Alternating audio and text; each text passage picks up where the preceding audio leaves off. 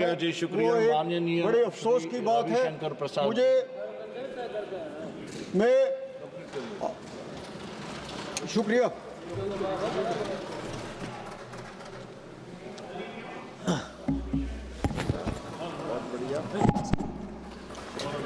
माननीय उपसभापति जी, मैं बहुत अनुग्रहित हूं कि इस ऐतिहासिक महत्व के विषय पर आपने मुझे बोलने का अवसर दिया है। भारत के संविधान के 75 वर्ष की गौरवशाली यात्रा कैसी रही, हमने क्या खोया, क्या पाया, कहां हम मुस्काए, कहां हम रोए, कहां हमें पीड़ा हुई, कहां हमें उत्साह मिला, इन सबों पर कुछ चर्चा होनी चाहिए। लेकिन माननीय उपसभापति जी, आज तो जब मैं माननीय विपक्ष के नेता को सुन रहा था तो आज मुझे नया नया ज्ञान प्राप्त हो रहा था। 6-7 साल की उम्र में आदमी युवा हो जाता है, ये पहली बार सुना है। अंदर जाके ढूंढूंगा कि ये ज्ञान कहां से आता है। तपस्या से गर्मी आती है, ये दूसरा ज्ञान प्राप्त किया। भाई कौन पढ़ा रहा है? ये तो मैंने कई बार इस हाउस में कहा वो होमवर्क नहीं करते, लेकिन तपस्या ऐसे पवित्र शब्द को क्यों बदनाम कर रहे हैं कि उससे गर्मी आती है। माननीय विपक्ष के नेता को बड़ी विनम्रता से कहना चाहूंगा, तपस्या है जिससे महान ऋषियों ने समर्पण किया शाश्वत रूप से, क्योंकि अनंत के साथ मिले। यह होती है तपस्या। और तपस्या अगर जानना हो तो एक बार गांधी जी को पढ़े। मुझे मालूम है सावरकर के प्रति उनको बहुत परेशानी होती है। एक बार इस सदन में मैंने आग्रह करूंगा, एक बार इनको अंडमान निकोबार की सेलुलर जेल में ले जाया जाए, जहां 11 साल सावरकर बंद थे। मैं 3 बार गया हूं उसमें, और जब भी गया हूं तो रोया हूं। उनको लिखने के लिए कलम तक नहीं मिलती थी और नीचे कच्ची फांसी दी जाती थी ताकि दर्द हो और सावरकर डरे। ठीक है, आप अपने राजनीति के लिए जो कुछ भी बोलिए, लेकिन जिस व्यक्ति ने देश के लिए इतना त्याग किया, उनके भाई की मृत्यु अंडमान में हो गई, उसके बारे में ऐसे शब्द का प्रयोग न करें। ये मैं बहुत विनम्रता से कहूंगा। और फिर कहूंगा, ट्यूटर बदलना बहुत जरूरी है। ये ट्यूशन कहां से आ रहा है, ये बताना बहुत जरूरी है। अध्यक्ष जी, उपसभापति जी, संविधान को बनाने वाले महान लोग थे। उन्हें आज 70वें वर्ष में विनम्र प्रणाम करता हूं। किसका नाम लूं? डॉक्टर अम्बेडकर का लिया गया, नेहरू जी का लिया गया, राजेंद्र बाबू का लिया गया। 2 नाम उधर से कभी चर्चा क्यों नहीं होते हैं? सरदार पटेल और मौलाना आजाद क्यों? मैं तब से देख रहा था विपक्ष के नेता कब सरदार पटेल का नाम लेंगे। नहीं लेंगे। और आज जब 75 वर्ष की बात हो रही है तो माननीय संसदीय कार्य मंत्री ने डॉक्टर अंबेडकर को 89 में मिला भारत रत्न की चर्चा की। मैं पीड़ा से एक और बात कहना चाहता हूं, सरदार पटेल नहीं होते तो ये देश बिखर गया होता। इस हाउस में मैं बहुत ईमानदारी से बोलना चाहता हूं, 550 से ऊपर रियासतें थी, सबको सरदार पटेल ने हैंडल किया, सब भारत में मिल गए। एक को नेहरू जी ने हैंडल किया, बाद में नरेंद्र मोदी को ठीक करना पड़ा। यह है कश्मीर भारत का मुकुट है। क्या क्या बात की गई। वाल्मीकि रामायण लिखने वाले वाल्मीकि कौन थे? संत रविदास कौन थे? उन्होंने अपने तप से अपने को ईश्वर से कहां जोड़ा था, कभी जानने की कोशिश करते हैं वो? तो कृपया करके कहते हैं, जब भारत का अभंग मुद्रा दिखाते हैं, कृपया करके भारत की विरासत को समझें। सर, वो भारत के संविधान निर्माताओं ने क्या सोचा सर? क्या सोचा सर? कि भारत के आम इंसान को, आम नागरिक को भारत की नीति तय करने का अधिकार देना। ये सवाल था। कौन किसको अधिकार मिले शासन का डेमोक्रेटिक गवर्नमेंट में। और सर हमें इन्हें सैल्यूट करना है कि न जाति, न धर्म, न उपासना पद्धति, न शिक्षा, कौन कितना अमीर है कितना गरीब है, कौन पुरुष है कौन महिला है, कोई अंगड़ा है कोई पिछड़ा है, सबको अवसर मिलेगा वोट देने का और उनके वोट से भारत का भविष्य तय होगा। आज सर 75 साल की सबसे बड़ी सीख क्या है? भारत का आम नागरिक जानता है कि अपने वोट की ताकत से हम किसी को भी जिता सकते हैं और किसी को भी हरा सकते हैं।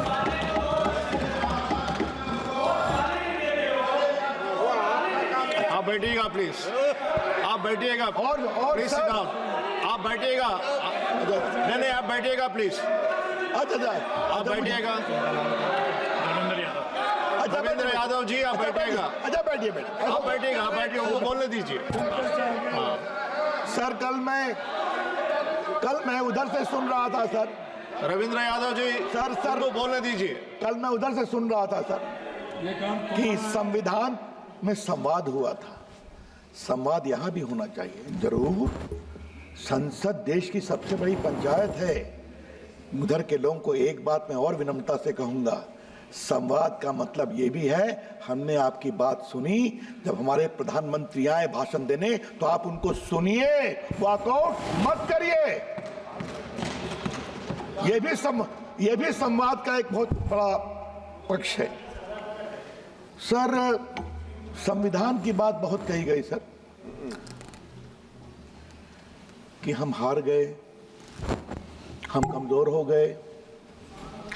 मैं विनम्रता से एक बात पूछना चाहता हूं सर कि अभी जो महाराष्ट्र में हमारी ऐतिहासिक जीत हुई है, 71 के बाद आज तक इतना मेजॉरिटी किसी को नहीं आया था, ये समझना चाहिए।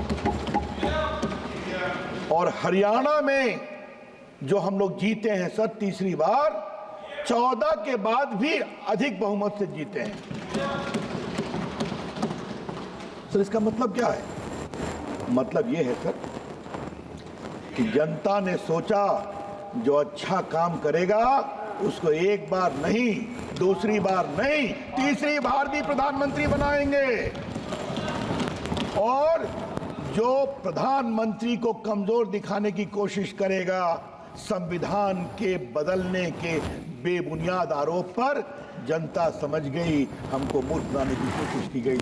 ठीक हम जवाब देते हैं, नरेंद्र मोदी को कमजोर नहीं करेंगे, ये करके दिखाया। हमें जनता की इस परिपक्वता पर विश्वास करना चाहिए। पर विपक्ष के नेता संविधान लेकर चलते हैं, शपथ लेते हैं तब भी संविधान लेकर चलते हैं। उस दिन गाजीपुर में धरना दे रहे थे तो देखा हाथ में संविधान है। संविधान की आत्मा रो रही होगी कि भाई मुझे कहां कहां घुमाओगे, कहीं तो छोड़ दो। ठीक है सर, आज मैं भी सर थोड़ा उनको संविधान दिखाना चाहता हूं। और ये है सर मौलिक संविधान, ओरिजिनल जो संविधान बना था सर, आज मैं वो संविधान इस 75 साल की यात्रा में दिखाना चाहता हूं। सर ये काफी बड़ा है सर। अटल बिहारी वाजपेयी की सरकार थी, अपने पुराने मित्र को याद होगा तो उसको लाया गया था। जब माननीय मोदी जी ने मुझे देश का कानून मंत्री बनाया, हमने कहा छोटा करके इसको देश में भिजवाऊं जजेस को, चीफ जस्टिस को। कल माननीय राजनाथ जी ने चर्चा की थी सर। ये देखिए सर, फंडामेंटल राइट के ऊपर प्रभुराम माता सीता और लक्ष्मण के साथ लंका की विजय के बाद अयोध्या लौट रहे हैं। ये देखिए सर, ये देखिए directive principles of state policy कहाँ गए हमारे मित्र प्रेमचंद जी?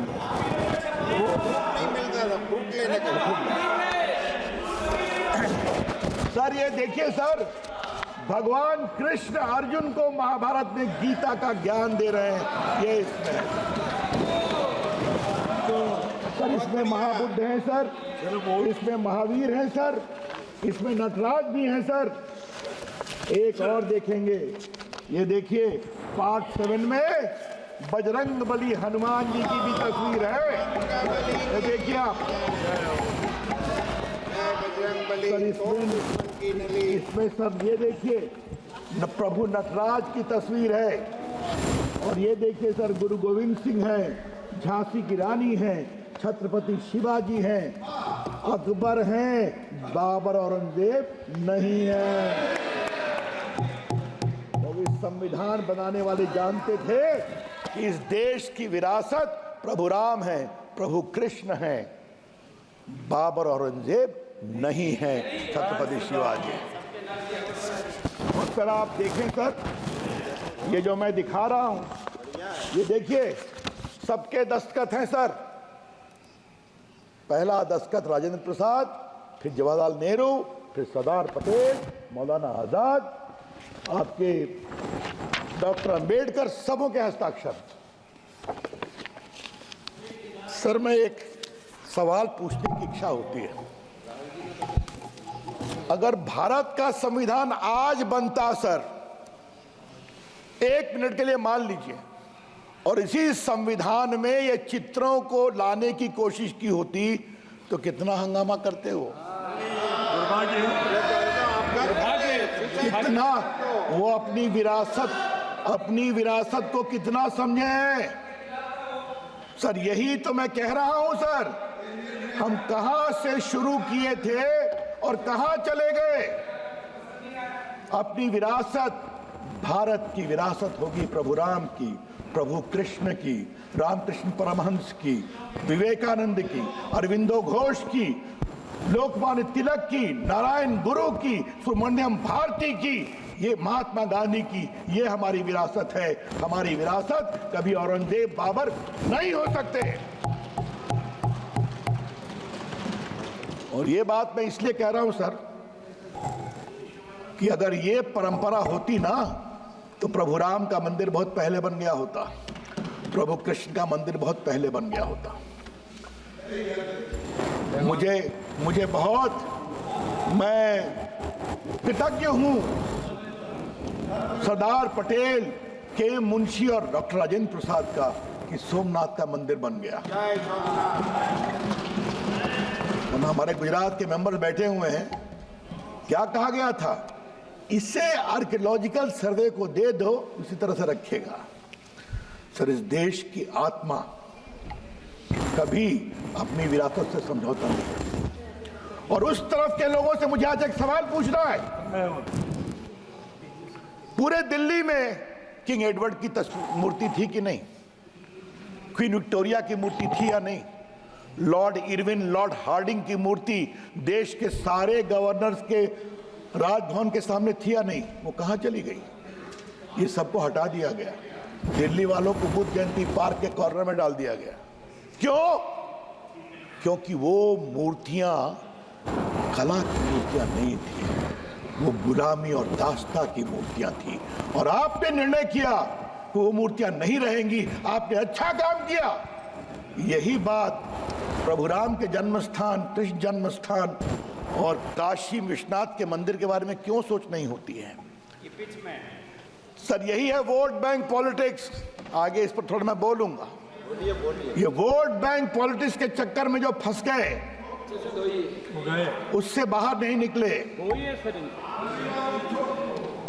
और आज सर मैं एक बात कहना चाहता हूं, 75 साल में आप कहां हैं और हम कहां हैं, ये भी जरा देखिए।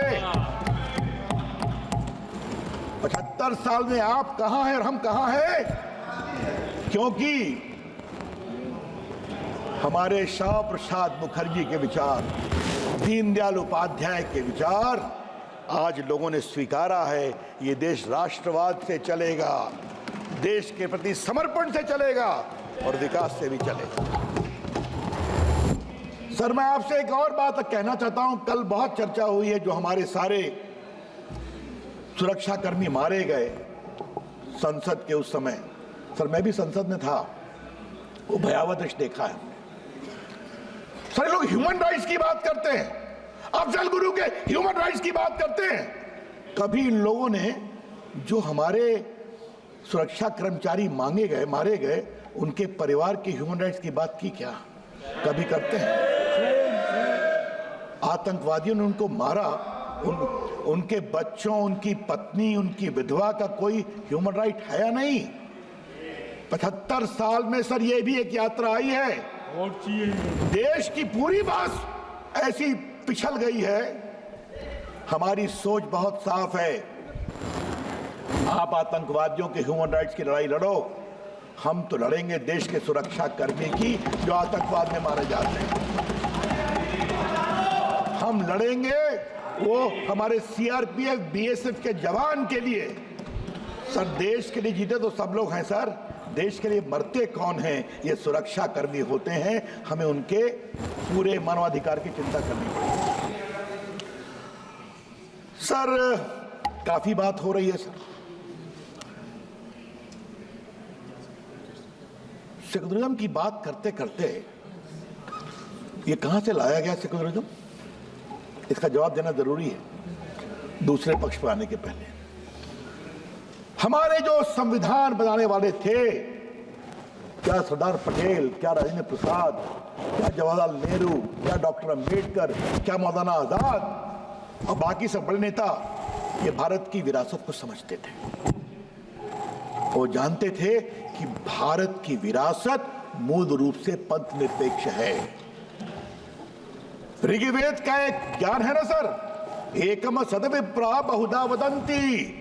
सत्य एक है, उसको पाने के मार्ग अलग अलग हैं। तुम अपने मार्ग से चलो, ये देश तुम्हारा रास्ता, हम अपने मार्ग से चलते, क्योंकि तुम्हारा मार्ग और हमारा मार्ग अंत में एक ही स्थान पर मिलता है, जहां है परम सत्य, इटर्नल, इंडिविजुअल। यही तो है ना भारत का वैदिक ज्ञान। ये वो समझते थे, इसीलिए उन्होंने दक्षिण के आयातित सेकुलरिज्म को भारत के संविधान में जगह नहीं दी, क्योंकि भारत की विरासत पंथ निरपेक्ष है। भारत की विरासत विरोधी विचारों का सम्मान करने की है। अब ये कौन बताए सर? फिर एक ही बात कहूंगा, ट्यूटर बदलने की जरूरत है सर, वो बदलना बहुत जरूरी है सर। हाँ सर, आज कुछ इमरजेंसी की बात करनी है सर। मेरा परम सौभाग्य है सर कि मैं संघ का स्वयंसेवक भी रहा हूं। अखिल भारतीय विद्यार्थी परिषद में 13 साल काम किया है, और मैंने लोकनायक जयप्रकाश की अगुवाई में बिहार आंदोलन में भी भाग लिया। भ्रष्टाचार मिटाना है, नया बिहार बनाना है। और सर कमाल हुआ सर, शुरू हुए हम लोग की इतनी पिटाई हुई थी लाठियों से, दुबले पतला था बहुत उस समय सर, स्वर्गीय सुशील मोदी और हम दोनों इतनी लाठियों से पिटे थे कि आज भी याद करता हूं तो पीड़ा होती है। मीसा में बंद कर दिया गया था सर, और कैसे गिरफ्तार किया गया था? मैं घर से भभुआ जा रहा था, 10 पुलिस वाले मुझे उठा करके पटक करके जीप पे डाल दिए, मैं गश आकर बेहोश हो गया था। ये सब देखा है। क्या ये लोग बात करेंगे? क्या बात करेंगे? संघर्ष से आए हैं, लाठी भी खाया है, गोली भी खाई है, तब यहां पहुंचे हैं। किसी के परिवार में बैठने के कारण नहीं आए हैं, ये समझना बहुत जरूरी है।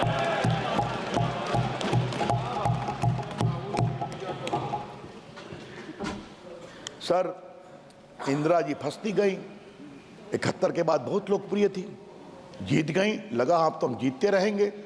युवा नाराज, रेलवे कर्मचारी नाराज, बाकी सभी नाराज, उनके हाथ की डोर छूटती गई और इंदिरा गांधी जी फंसती गई और इंदिरा गांधी तानाशाही की ओर बढ़ती गई। और मैं इसको प्रूव करना चाहता हूं सर, उनका खिलाफ इलेक्शन केस हुआ था इलाहाबाद हाई कोर्ट में, हमारे राज नारायण जी ने उस केस को किया था, उसका नाम प्रयागराज है सर, लेकिन अभी हाई कोर्ट गिरिराज बाबू इलाहाबादी है, उसको बदलना पड़ेगा। आप सही कर रहे हैं। तो सर वो इलेक्शन हार गई क्योंकि सरकारी पदाधिकारियों के दुरुपयोग का मामला था। सर 12 जून को उनका इलेक्शन सेटिसाइड हुआ और 6 साल के लिए उनको डिबार कर दिया गया। आज मैं सदन में इसलिए बता रहा हूं कि वो नीचे जाए, देश के सामने जाए, नौजवानों के सामने जाए। सर वो सुप्रीम कोर्ट आई, 24 जून को कृष्णा अय्यर साहब सुप्रीम कोर्ट के जज थे, अब वो नहीं रहे। सर जी कृपया कंक्लूड कीजिए। कहा कि आप प्राइम मिनिस्टर रहेंगी, सदन में आ सकती हैं, न बोलेंगी न वोट देंगी, न आपको तनख्वाह मिलेगी। उनके खिलाफ सर बहुत देश में आंदोलन शुरू हो गया। सर 25 जून को लोकनायक जयप्रकाश नारायण, आप जरा शांत रहिए ना, लोकनायक जयप्रकाश नारायण की एक रैली थी रामलीला ग्राउंड पर सर, लाखों की संख्या थी सर। उन्होंने कहा, एक बहुत बड़ी बात कही सर, रामधारी सिंह दिनकर हमारे बिहार के कवि, जो राष्ट्र कवि हैं, सिंहासन खाली करो कि जनता आती है। कंक्लूड कीजिएगा sir. Sir give me 5-7 minutes, I just conclude.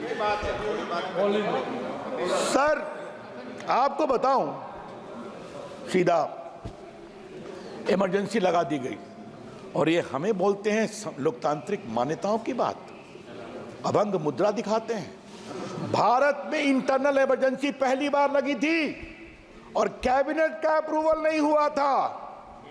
राष्ट्रपति फखरुद्दीन अहमद नहीं मान रहे थे, इंदिरा जी ने हड़काया, हमने तुमको बनाया, साइन करो, उन्होंने साइन कर दिया, और सुबह में 6 बजे कैबिनेट की मीटिंग से रेटिफाई किया गया। सर क्या क्या हुआ, लोग जेल चले गए। राधा मोहन जी सही बोल रहे हैं, वो भी उस आंदोलन के साथ ही हैं सर। किसको किसको, हमारे कहाँ गए, मुलायम सिंह भी जेल में थे, पता है ना, लालू जी भी जेल में थे, और डीएमके की सरकार को डिसमिस किया गया था इमरजेंसी में, ये भी याद रखें, समझे आप। और आरएसएस को बैन किया गया था, जेपी को गिरफ्तार किया गया था, अटल बिहारी वाजपेयी को, नानाजी देशमुख को, सर जॉर्ज फर्नांडिस के भाई को, लॉरेंस फर्नांडिस को इतना मारा गया था बेंगलोर में कि जब मूर्छित हो गए तो उनको मुश्किल से ले गए अस्पताल में। क्या क्या अत्याचार किया इन लोगों ने। राष्ट्रीय स्वयंसेवक संघ के सदस्यों को सर नाखून नोचा गया। और सर सबसे तो मजा किया सर हमारे दिल्ली में पत्रकारों के ऊपर, ये जो बहादुर शाह जफर मार्ग है ना, इसका पूरा बिजली काट दी गई। Sir last 1 minute sir, please conclude. Last 5 minutes give me, I will conclude. Lal please sir, something very important I am saying. Please allow sir, सारे अखबारों की बिजली काट दी गई। सेंसर मानोगे तो हम मानेंगे। और सर हम बहुत तारीफ करेंगे सर इंडियन एक्सप्रेस की और रामनाथ गोयनका की, वो हिम्मत के साथ डटे रहे और उन्होंने नहीं माना। आप सुनेंगे सर कितना अत्याचार हुआ। जेपी को गिरफ्तार कर गए थे, मुझे जेपी ने कहा है, हरियाणा ले गए थे, सुबह में वो नाश्ता कर रहे थे तो एक गेस्ट हाउस पे देखे बाहर मोरारजी भाई टहल रहे हैं। कहा अरे हमको उनसे मिलने दो, कहा नहीं मिल सकते, ऊपर थे वो बंद। कहा तुम हम दोनों के बीच में बैठ जाओ, आप नहीं मिल सकते। सर जेपी की किडनी खराब हो गई सर, वो मुंबई के जसलोक अस्पताल में थे सर, 26वें फ्लोर पर। उनको कहा इनको धूप की जरूरत है वरना ये गए। उनको धूप देखी, नीचे जनता खड़ी हो जाएगी। जब सोली स्वराज ने कहा कि हम हाईकोर्ट मूव करेंगे, तब इनको आधे घंटे के लिए बैठने दिया। सर ये अत्याचार हुआ है। सर धर्मवीर भारती ने कविता लिखी है, सुनिए आप भी हमारे समाजवादी मित्र। क्या कहा था उन्होंने, सर मैं हाउस में कहना चाहता हूं, खलक खुदा का, मुल्क बादशाह का, हुक्म शहर कोतवाल का। मुनादी है कविता, डुगडुगी।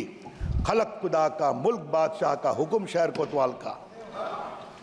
सबों को खबरदार किया जाता है कि अपने खिड़की दरवाजे बंद कर ले, गिरा ले पर्दे, और बच्चों को सड़कों पे अकेला न छोड़े, क्योंकि एक 74 बरस का बूढ़ा अपनी कांपती आवाज में सड़कों पे सच बोलता हुआ निकल पड़ा है।